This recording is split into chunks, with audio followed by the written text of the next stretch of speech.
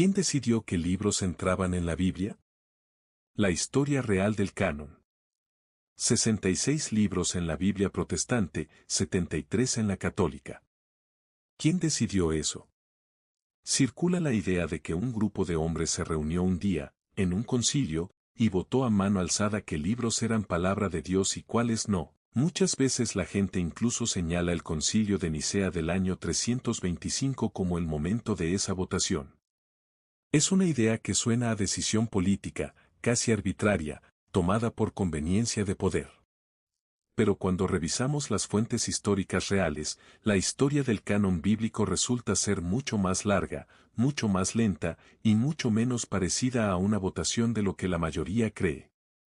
Hoy vamos a reconstruir, documento por documento y siglo por siglo, cómo se formó realmente la lista de libros que hoy llamamos Biblia. ¿Qué significa canon y por qué importa la pregunta? Antes de entrar en la historia, vale la pena aclarar el término. La palabra canon viene del griego canon, que originalmente significaba una vara de medir, una regla. Aplicada a los textos sagrados, un canon es la lista de libros que una comunidad religiosa reconoce como escritura autorizada, distinta de otros escritos religiosos que pudieron circular en la misma época pero que no recibieron ese mismo estatus. La pregunta de quién decidió el canon no es un tecnicismo de biblistas, determina qué libros terminaron formando la base doctrinal del judaísmo y del cristianismo durante los últimos 2000 años, y por eso genera tanta controversia cuando se presenta como una decisión arbitraria o política. Es importante también distinguir desde el inicio dos procesos distintos que suelen mezclarse en la conversación popular: la formación del canon del Antiguo Testamento, un proceso judío que ocurre en buena parte antes del cristianismo, y la formación del canon del Nuevo Testamento, un proceso cristiano que se desarrolla en los primeros 4 siglos después de Cristo.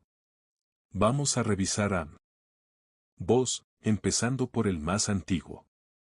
El canon del Antiguo Testamento. El proceso de formación del canon hebreo es, en realidad, el menos documentado con precisión de los dos, precisamente porque ocurrió de forma gradual a lo largo de varios siglos, sin un evento único que podamos señalar como el momento de cierre.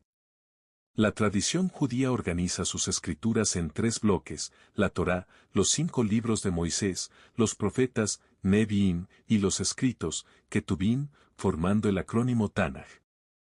La Torá es la parte más antigua y la que primero alcanzó un estatus de autoridad indiscutida, probablemente ya hacia el siglo V a.C., según puede inferirse de la reforma religiosa descrita en el libro de Nehemías, capítulo 8, donde el pueblo escucha la lectura pública de la ley de Moisés como texto ya reconocido y vinculante. Los profetas se consolidaron como bloque reconocido probablemente hacia el siglo II a.C., y los escritos, el bloque más heterogéneo, que incluye desde los Salmos hasta el Eclesiastés, fueron los últimos en fijarse con claridad. Un dato relevante que ayuda a datar este proceso es el prólogo del libro apócrifo de Eclesiástico, Sirácides, escrito hacia el año 132 a.C., donde su traductor griego menciona explícitamente la ley, los profetas y los demás libros, lo cual indica que para esa fecha ya existía la noción tripartita de las escrituras judías, aunque el contenido exacto del tercer bloque pudo seguir siendo objeto de discusión durante más tiempo. Un mito popular que conviene desmontar aquí es la idea de que el canon judío del Antiguo Testamento se cerró formalmente en un concilio rabínico celebrado en la ciudad de Jamnia, o Yavne, hacia el año 90 después de Cristo. Esta idea, muy repetida en manuales de introducción bíblica del siglo XX, ha sido cuestionada seriamente por especialistas más recientes en judaísmo del período del Segundo Templo, como Jacques Pelues, quien en un influyente artículo académico de 1964 mostró que no existe evidencia sólida de que en Jamnia se haya celebrado un concilio formal con autoridad para cerrar un canon en el sentido moderno del término. Lo que sí hay es evidencia de debates rabínicos sobre la condición de ciertos libros específicos, como el Cantar de los Cantares o Eclesiastés, discusiones sobre su interpretación y su capacidad de contaminar las manos, una categoría técnica rabínica relacionada con la santidad del texto, no una votación fundacional que definiera el canon completo desde cero.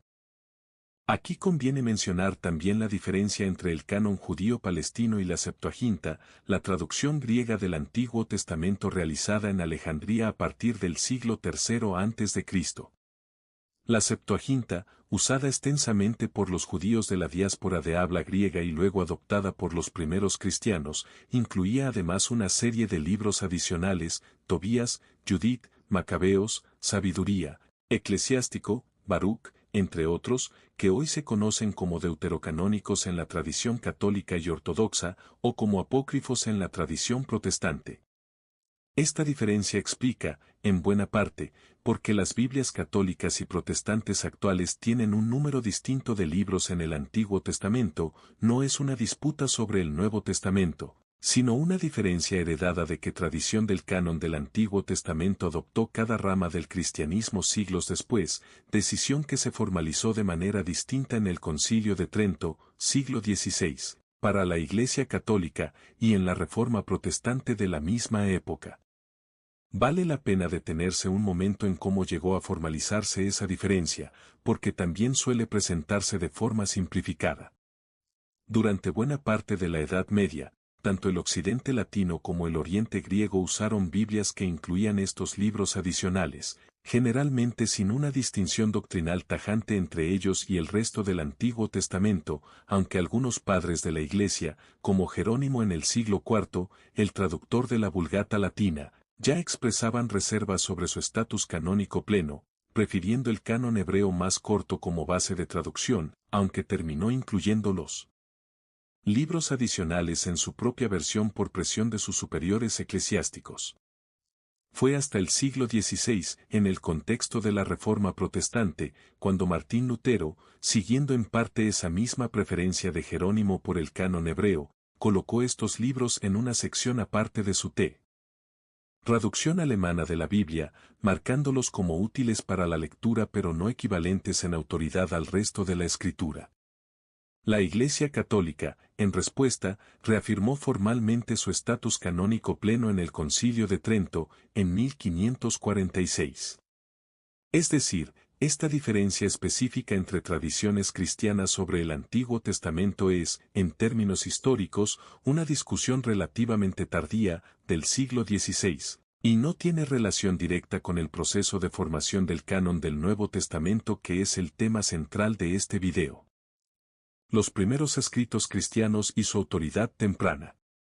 Pasemos ahora al proceso que suele generar más curiosidad y más teorías conspirativas, la formación del canon del Nuevo Testamento. Lo primero que hay que subrayar, porque contradice directamente la idea de una decisión repentina, es que varios escritos cristianos empezaron a ser tratados con autoridad de escritura desde una fecha sorprendentemente temprana, mucho antes de cualquier lista oficial. El ejemplo más claro está dentro del propio Nuevo Testamento, la segunda carta de Pedro, capítulo 3, versículo 16. Hace referencia a todas las cartas del apóstol Pablo y advierte que algunas personas las tuercen como también las otras escrituras, usando la misma palabra griega, grapai, que se empleaba para referirse a los textos sagrados del Antiguo Testamento. Independientemente del debate académico sobre la fecha exacta de composición de esta carta, el dato es revelador, ya dentro del periodo apostólico o inmediatamente posterior, las cartas de Pablo estaban siendo puestas, al menos por algunos escritores cristianos, al mismo nivel de autoridad que la escritura judía tradicional. Otro testimonio temprano es la primera carta de Clemente, escrita por el obispo de Roma hacia el año 96 después de Cristo, apenas una generación después de los apóstoles, donde Clemente cita extensamente tanto el Antiguo Testamento como dichos de Jesús y pasajes de las cartas paulinas con un tono de autoridad clara, aunque todavía sin usar categorías formales de canon tal como se desarrollarían después. Lo mismo ocurre con las cartas de Ignacio de Antioquía, escritas hacia el año 110 después de Cristo, camino a su martirio en Roma, donde cita y alude constantemente a los evangelios y a las cartas paulinas como fuente de autoridad para la vida de las comunidades cristianas. Este punto es importante porque desmonta la idea popular de que los primeros cristianos vivieron durante siglos sin Biblia hasta que alguien decidió arbitrariamente qué incluir. En la práctica, ciertos textos, los 4 evangelios y la mayoría de las cartas paulinas, sobre todo, gozaban ya de un reconocimiento amplio y espontáneo dentro de las comunidades cristianas desde una fecha muy temprana, simplemente porque se percibían como conectados directamente con el testimonio apostólico.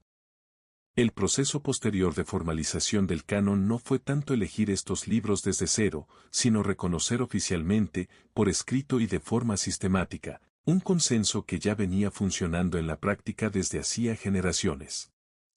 Marción y el primer intento de canon cerrado. El episodio que suele marcarse como el detonante que obligó a la Iglesia a empezar a pensar en un canon formal y explícito es la controversia con Marción de Sinope, un teólogo activo en Roma hacia mediados del siglo II, hacia el año 140 después de Cristo. Marción sostenía una teología marcadamente distinta a la corriente cristiana mayoritaria, creía que el Dios del Antiguo Testamento era un Dios inferior, distinto y opuesto al Dios de amor revelado por Jesús, y que el cristianismo debía desligarse por completo del judaísmo y de sus escrituras. Para respaldar esta postura, Marción propuso el primer canon cristiano explícito y cerrado del que tenemos noticia, rechazaba enteramente el Antiguo Testamento, y de los escritos cristianos aceptaba solamente una versión editada del Evangelio de Lucas, de la que había eliminado, según describen sus críticos, los pasajes que conectaban a Jesús con el judaísmo y con las profecías del Antiguo Testamento, junto con 10 cartas de Pablo, también editadas para quitar referencias que Marción consideraba contaminadas por influencia judía. Sabemos del contenido de este canon principalmente porque fue refutado extensamente por Tertuliano en su obra contra Marción, escrita hacia el año 207 después de Cristo, casi 70 años después, lo cual muestra lo persistente que fue esta controversia dentro de la Iglesia antigua. La reacción de la corriente cristiana mayoritaria fue clara y casi inmediata, rechazar el canon reducido y editado de Marción, insistiendo en la continuidad entre el Antiguo Testamento y el mensaje de Jesús, y en la legitimidad de los 4 evangelios completos, no solo de una versión recortada de uno de ellos. Este episodio es históricamente relevante porque, contrario a la narrativa de que la Iglesia impuso arbitrariamente una selección de libros por conveniencia política, lo que muestra la controversia con Marción es más bien lo opuesto, fue precisamente el intento de una figura de reducir y editar el conjunto de escritos reconocidos, lo que empujó a la corriente mayoritaria a defender un conjunto más amplio, no más reducido, de textos ya en circulación. Vale la pena notar además que Marción no era una figura marginal fácil de ignorar, según describe el propio Tertuliano. Llegó a fundar una red de comunidades propias que persistieron durante varios siglos en distintas regiones del Imperio Romano, con sus propios obispos y su propia organización eclesiástica paralela, lo cual explica por qué la respuesta de la corriente mayoritaria tuvo que ser tan sostenida y tan bien argumentada, no un simple decreto de rechazo. El historiador alemán Adolf von Harnack, uno de los grandes especialistas del siglo XIX y comienzos del XX en el cristianismo antiguo, llegó a proponer en su influyente estudio sobre Marción 1921 que este episodio fue el catalizador decisivo que obligó por primera vez a la Iglesia a formular la pregunta del canon de manera explícita y sistemática, aunque estudiosos posteriores han matizado esta tesis señalando, como vimos en la sección anterior, que ya existía un reconocimiento amplio de facto de varios de estos textos incluso antes de Marción. Lo que su desafío aceleró fue la necesidad de formalizar por escrito, de manera defensiva, criterios que ya venían operando de forma más informal. Ireneo, los 4 evangelios y el fragmento muratoriano. Hacia el año 180 después de Cristo, Ireneo de Lión, obispo y discípulo de Policarpo de Esmirna, quien a su vez había sido discípulo directo del apóstol Juan, según su propio testimonio, escribe su obra contra las herejías, donde defiende con firmeza que existen exactamente 4 evangelios legítimos, ni más ni menos, y lo hace con un argumento que hoy nos resulta curioso pero que refleja el pensamiento simbólico de su época. Compara los 4 evangelios con los 4 puntos cardinales. Los 4 vientos principales, argumentando que así como el mundo tiene 4 regiones y 4 vientos, es apropiado que la Iglesia tenga 4 pilares evangélicos que la sostengan. Más allá de lo pintoresco del argumento simbólico, lo históricamente relevante Es el dato de fondo, para el año 180, en comunidades cristianas tan distantes entre sí como la Galia, actual Francia, y el norte de África, los 4 evangelios que hoy conocemos, Mateo, Marcos, Lucas y Juan, ya gozaban de un reconocimiento tan extendido y tan dado por sentado que Ireneo puede argumentar sobre por qué son 4 sin necesidad de defender primero cuáles 4 son. Un testimonio documental todavía más directo de este periodo es el llamado Fragmento Muratoriano, un manuscrito descubierto en el siglo XVIII por el historiador italiano Ludovico Antonio Muratori, que la mayoría de los especialistas data hacia finales del siglo II, aproximadamente entre los años 170 y 200 después de Cristo, aunque una minoría de estudiosos ha propuesto fechas más tardías. El fragmento, aunque dañado y con su inicio perdido, constituye la lista más antigua que conservamos de libros considerados escritura por una comunidad cristiana concreta, probablemente la de Roma. En ella aparecen los 4 evangelios, los Hechos de los Apóstoles, la mayoría de las cartas paulinas y varias cartas generales, junto con el Apocalipsis de Juan. El documento también es interesante porque muestra el proceso de discusión todavía activo, menciona explícitamente algunos textos que, según su autor, no debían leerse en la asamblea pública de la Iglesia, como el Pastor de Hermas, al que describe como un texto útil para la lectura privada pero escrito demasiado recientemente para tener autoridad apostólica, ya que su autor era hermano de un obispo de Roma contemporáneo, no un testigo del periodo apostólico. Este documento es clave para desmontar otro mito repetido, la idea de que no hubo ningún tipo de reflexión ni criterio aplicado hasta que una autoridad central impuso una lista siglos después. El fragmento muratoriano muestra, ya hacia el año 200, una comunidad cristiana debatiendo activamente, con criterios explícitos, cercanía temporal a los apóstoles, entre otros. ¿Qué libros merecían lectura pública como escritura y cuáles no, sin que exista todavía ninguna estructura imperial o conciliar centralizada dictando la respuesta desde arriba? Vale la pena señalar también que este tipo de reflexión sobre criterios de autenticidad no era exclusiva de Roma. En Alejandría, por la misma época, Clemente de Alejandría, maestro de la influyente escuela catequética de esa ciudad, activo hacia finales del siglo II, cita en sus propias obras tanto los 4 evangelios como la mayoría de las cartas paulinas con la misma autoridad que el Antiguo Testamento, aunque también llega a citar ocasionalmente textos como el Evangelio según los Hebreos o el Apocalipsis de Pedro con un tono más cauteloso, como fuentes útiles pero no plenamente equiparables. Esta variación regional, Roma, la Galia y Alejandría coincidiendo en el núcleo central de libros, pero con matices distintos en los márgenes, es exactamente lo que uno esperaría encontrar en un proceso orgánico de reconocimiento comunitario extendido a lo largo de un imperio enorme y con comunicaciones lentas, y es precisamente lo contrario de lo que uno esperaría si el canon hubiera sido impuesto de golpe por un decreto centralizado en una fecha única. Eusebio de Cesarea y la clasificación de los libros. Avancemos ahora al siglo IV, justo antes del periodo que casi siempre se asocia erróneamente con la decisión del canon. Eusebio de Cesarea, historiador eclesiástico y obispo, escribe hacia el año 320 después de Cristo su Historia eclesiástica, donde dedica una sección completa a catalogar el estado del debate sobre los libros del Nuevo Testamento en su época, apenas 5 años antes del Concilio de Nicea. Eusebio organiza los libros en 3 categorías claras, los reconocidos, homologoumena, que incluyen los 4 evangelios, los hechos, las cartas paulinas, la primera de Juan y la primera de Pedro, sobre los cuales no había prácticamente ninguna disputa, los disputados, antilegomena, como Santiago, Judas, segunda de Pedro, segunda y tercera de Juan, libros que algunas comunidades aceptaban plenamente y otras trataban con reservas, generalmente por dudas sobre su autoría exacta, y los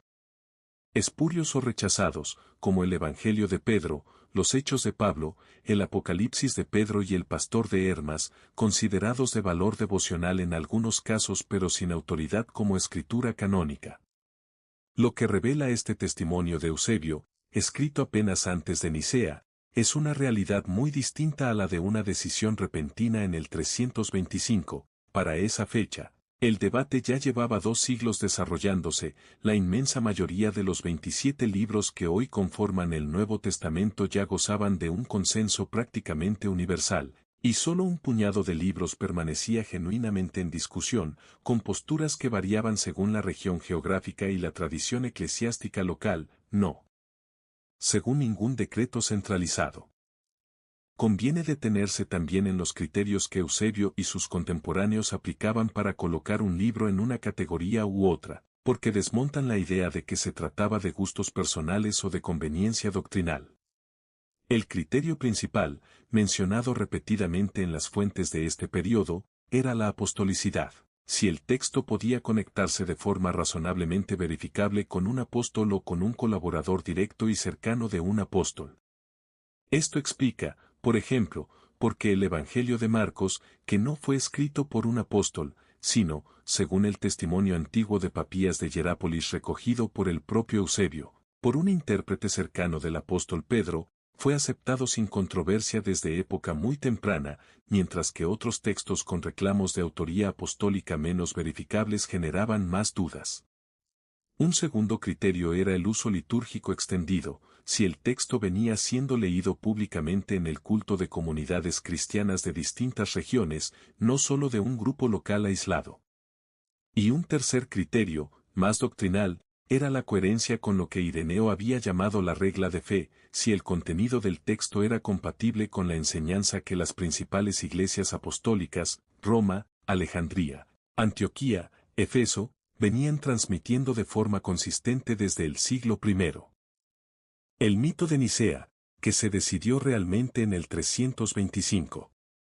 Dado que este es probablemente el mito más extendido sobre este tema, vale la pena dedicarle su propio espacio, aunque ya lo abordamos con más detalle en el video dedicado enteramente al Concilio de Nicea. Las actas conciliares que se conservan del año 325, así como los 20 cánones disciplinarios y doctrinales que produjo el concilio, no mencionan en ningún momento una votación, discusión o decisión sobre qué libros debían formar parte del Nuevo Testamento. El tema central y prácticamente exclusivo de Nicea fue la controversia arriana sobre la naturaleza divina de Jesucristo, si el Hijo era de la misma sustancia que el Padre o una criatura creada, además de algunos asuntos disciplinarios menores, como la fecha de celebración de la Pascua y ciertas normas sobre el clero.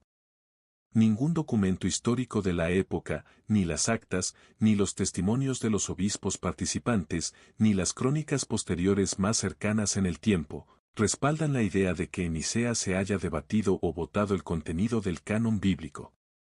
El origen de este mito parece remontarse, según han documentado varios historiadores de la recepción popular de este periodo, a una mezcla de literatura de ficción histórica de los últimos 2 siglos, sobre todo, en la cultura popular reciente, la novela El Código da Vinci de 2003, con una confusión genuina sobre la cronología, como Nicea ocurre en pleno siglo IV, cuando el proceso del canon ya estaba avanzado pero todavía no completamente formalizado en una lista oficial, resulta fácil. Para quien no revisa las fuentes primarias asumir que ambos procesos, la definición doctrinal sobre la divinidad de Cristo y la formación del canon, ocurrieron en el mismo evento, cuando en realidad son procesos completamente distintos, con documentación separada, y el segundo se resolvería formalmente varias décadas después del concilio, como veremos a continuación. Atanasio y la primera lista completa de v. 27 libros.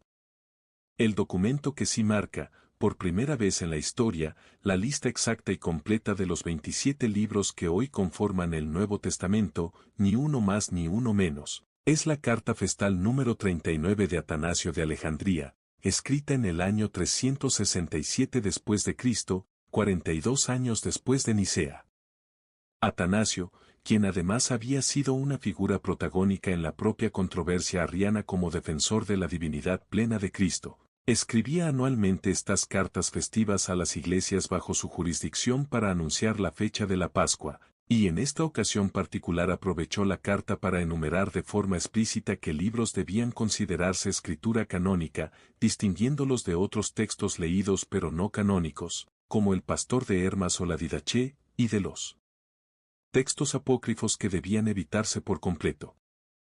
Es importante notar que esta carta de Atanasio no fue el resultado de una votación ni de un concilio, es la opinión autorizada de un obispo influyente, expresada en una carta pastoral, que resultó coincidir de forma casi exacta con el consenso que ya venía consolidándose durante los 2 siglos anteriores que hemos revisado. La importancia histórica de esta carta no radica en que haya inventado o impuesto el canon desde cero, sino en que es el primer testimonio que conservamos donde alguien enumera, por escrito y de forma completa, exactamente los 27 libros que la tradición cristiana mayoritaria ya venía reconociendo de manera creciente desde el siglo II. Vale la pena notar, además, que Atanasio no se limita a dar la lista sin más, en la misma carta explica su propio criterio de clasificación, distinguiendo 3 categorías de textos, en una estructura que recuerda de cerca a la de Eusebio unas décadas antes. Primero, los libros canonizados, Canonizomena, la lista de 27 que hoy conocemos, que describe como las fuentes de la salvación de las que nadie puede añadir ni quitar nada. Segundo, un grupo de textos que llaman no canonizados pero recomendados para la lectura, entre los que incluye la Didaché, un manual de instrucción cristiana muy temprano, y el Pastor de Hermas, útiles para la instrucción de nuevos creyentes pero sin el mismo estatus de autoridad doctrinal. Y tercero, los textos que rechaza explícitamente como invención de herejes, mencionando específicamente escritos apócrifos que circulaban bajo nombres apostólicos falsos.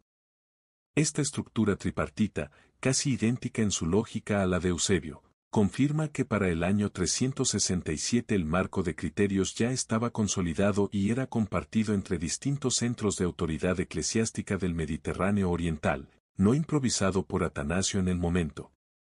Los concilios de Hipona y Cartago, ratificación regional, no imposición imperial.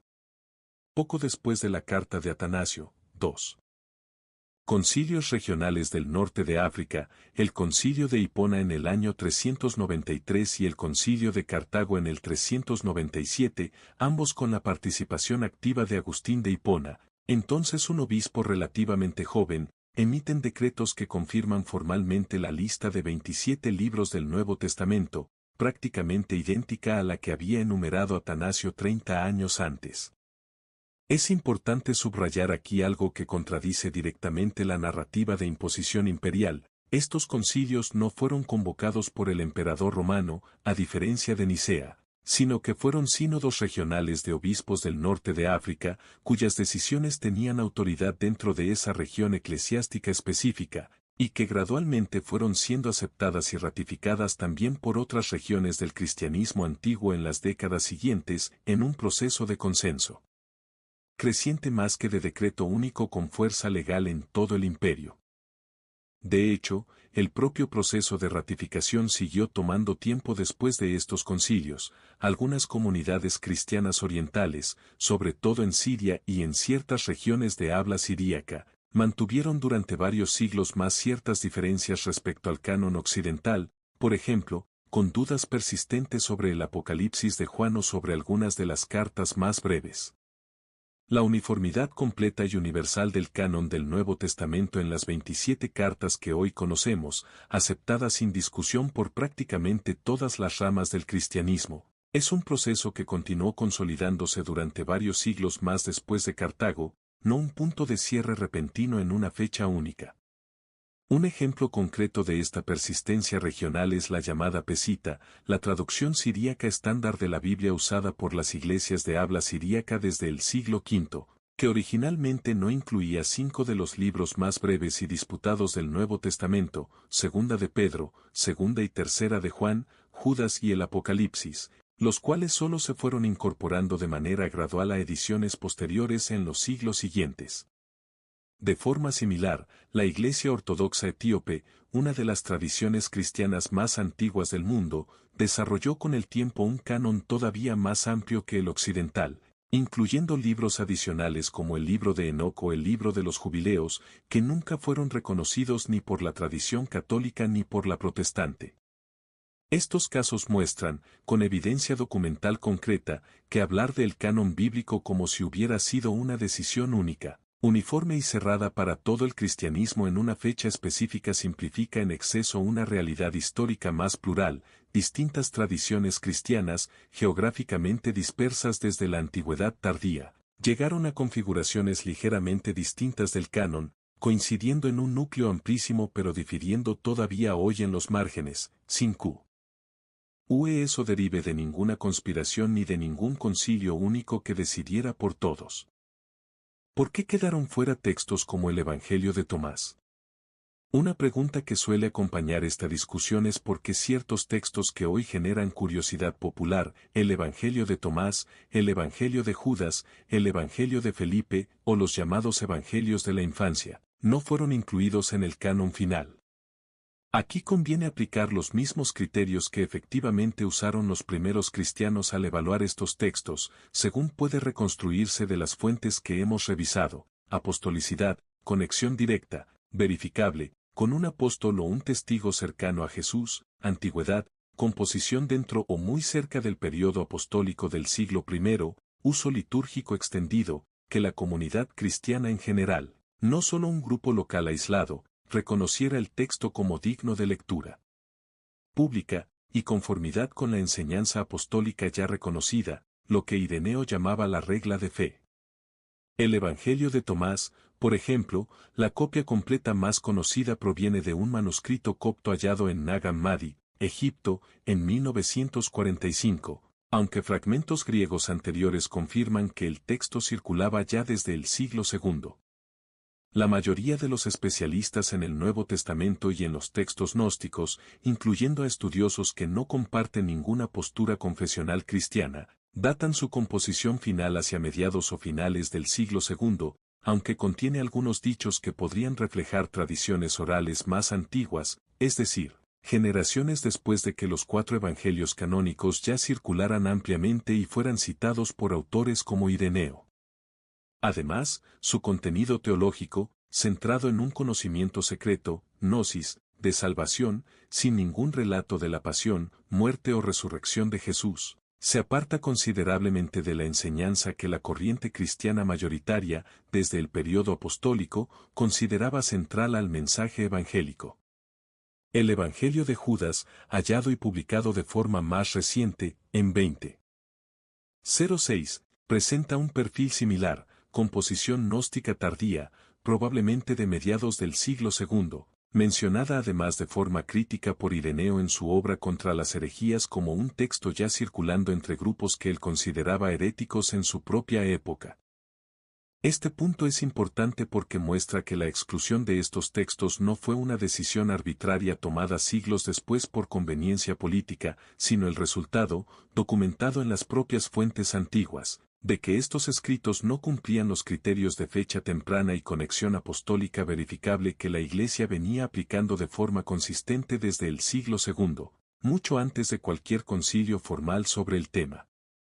Vale la pena revisar brevemente 2 casos adicionales que también generan curiosidad popular. El Evangelio de Felipe, otro de los textos hallados en Nag Hammadi en 1945, es una colección de reflexiones y dichos de tono marcadamente gnóstico, sin estructura narrativa de la vida de Jesús, que los especialistas datan generalmente hacia el siglo III, es decir, todavía más tardío que Tomás o Judas, y del que no existe ningún testimonio de uso litúrgico ni de reconocimiento amplio en ninguna comunidad cristiana antigua conocida fuera del círculo gnóstico que lo produjo. Y los llamados Evangelios de la infancia, como el Protoevangelio de Santiago o el Evangelio de la infancia de Tomás, este último distinto del Evangelio de Tomás gnóstico que ya mencionamos, y centrado en relatos legendarios y a veces francamente extraños sobre la niñez de Jesús, si alcanzaron cierta popularidad devocional en algunas regiones durante la Edad Media, pero nunca fueron considerados por ningún padre de la Iglesia como textos con autoridad canónica equivalente a los Evangelios. El propio Ireneo, ya en el siglo II, menciona y rechaza explícitamente tradiciones de este tipo que circulaban entre grupos que él identificaba como heterodoxos. Lo que dice el consenso académico actual. Vale la pena cerrar con una nota sobre cómo evalúan este proceso los historiadores especializados en la actualidad, independientemente de su postura religiosa personal. El biblista Bruce Metzger, uno de los mayores especialistas del siglo XX en la historia del texto y del canon del Nuevo Testamento, concluye en su obra de referencia The Canon of the New Testament 1987 que el proceso de formación del canon fue, en sus propias palabras, un desarrollo orgánico y gradual de reconocimiento comunitario a lo largo de varios siglos, no una imposición autoritaria repentina en un momento o concilio específico.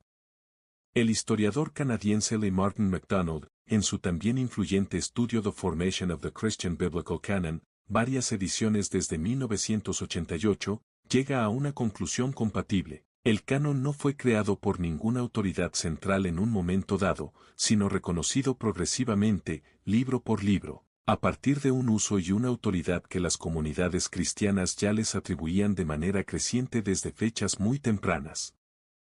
Este consenso académico, que no depende de ninguna postura confesional particular, contradice directamente tanto la narrativa popular de una votación en Nicea como la narrativa, igualmente simplificada en sentido opuesto, de que el canon estuvo completamente cerrado y unánime desde el siglo I sin ningún proceso de discusión. La realidad histórica documentada es más matizada, hubo un núcleo de libros, los 4 evangelios, la mayoría de las cartas paulinas, reconocido de forma amplia y temprana, y un proceso más largo y genuinamente debatido para un grupo más pequeño de libros en los márgenes, proceso que se fue resolviendo gradualmente a lo largo de casi 4 siglos hasta la ratificación de finales del siglo IV. Es interesante notar, para cerrar este punto, que ni siquiera los estudiosos más críticos con el cristianismo tradicional dentro del campo académico defienden hoy la versión de conspiración centralizada que circula en la cultura popular. El historiador Bart Ehrman, ya mencionado en el video anterior de este canal por su postura agnóstica y sus críticas a la fiabilidad de varios relatos evangélicos, coincide en sus propios libros de divulgación con la cronología gradual que hemos revisado aquí. Describe el proceso del canon como una larga negociación de facto entre comunidades cristianas dispersas, no como la imposición de un poder central en un momento dado. Cuando incluso los especialistas más dispuestos a cuestionar la tradición cristiana coinciden en el marco cronológico básico, reconocimiento temprano del núcleo, debate genuino y prolongado sobre los márgenes, ratificación regional tardía sin autoridad imperial centralizada, eso es una señal bastante clara de que estamos ante el consenso mejor respaldado por la evidencia documental disponible, y no ante una interpretación apologética unilateral. Resumiendo los niveles de certeza histórica, es un hecho sólidamente documentado que el proceso del canon del Nuevo Testamento fue gradual, se extendió a lo largo de casi 4 siglos, y que la inmensa mayoría de sus libros gozaban de reconocimiento amplio desde una fecha muy temprana, apenas décadas después del período apostólico. Es también un hecho documentado que el Concilio de Nicea no trató este tema en absoluto, y que la primera lista completa de 27 libros aparece hasta el año 367 en la Carta de Atanasio, ratificada después por concilios regionales, no imperiales. Lo que no resiste el análisis de las fuentes primarias es la idea popular de una decisión repentina, centralizada y políticamente motivada tomada en un solo evento. Al final, la historia real del canon no es la de una imposición desde arriba, sino la de generaciones de comunidades cristianas, dispersas por todo el Mediterráneo, reconociendo con el paso del tiempo que textos realmente llevaban el peso del testimonio apostólico.